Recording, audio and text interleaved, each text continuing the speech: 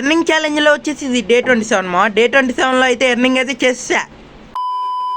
ఇంకెవరి వర్క్లోకి వెళ్తే ఇంకో పంపు కూడా ఈ టకటక సౌండ్ వస్తుంది, నీళ్ళు రావట్లేదని వచ్చింది మా. ఓడదీసి చూస్తే క్లచ్ స్ప్రింగే పోయింది మా.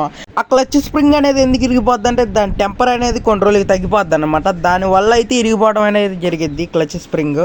ఇంకా దీనికి కూడా కొత్త క్లచ్ చేసి ఇంకా బిగిచ్చేయడమే అనమాట. ఇంకా చిన్న చిన్న చిల్లర పనులు కూడా చేశాను అనమాట. ఇంకా ఇవాళ ఎర్నింగ్ టోటల్ ఎర్నింగ్ అయితే ఎంత అనమాట చూసేయండి. ఇవాళ నా టోటల్ ఎర్నింగ్ వచ్చేసి 50 రూపీస్ అయితే ఎర్న్ చేసామా. ఈ 50 రూపీస్ అయితే నా ఎర్నింగ్ అనమాట ఇవాళ మొత్తం వర్క్ చేస్తే. ఇంకా నైట్ అయిపోతే మా బాబాయ్ వాళ్ళ ఇంటికి అలా బయలుదేరిపోయాయి అనమాట. రాత్రి అయితే నిన్న రాత్రి మీద చలి అయితే వణికింగ్స్ అనమాట, పిచ్చ వణికింగ్స్. 1/2 కిలోమీటర్కే చలి పుట్టేసింది. ఇంకా మా బాబాయ్ వాళ్ళ ఇంటికి అయితే వచ్చేస్తాం అనమాట. మంట అయితే వేసాం, అందరం అయితే వచ్చేసాం. చలి అయితే కాచుకుంటున్నాం.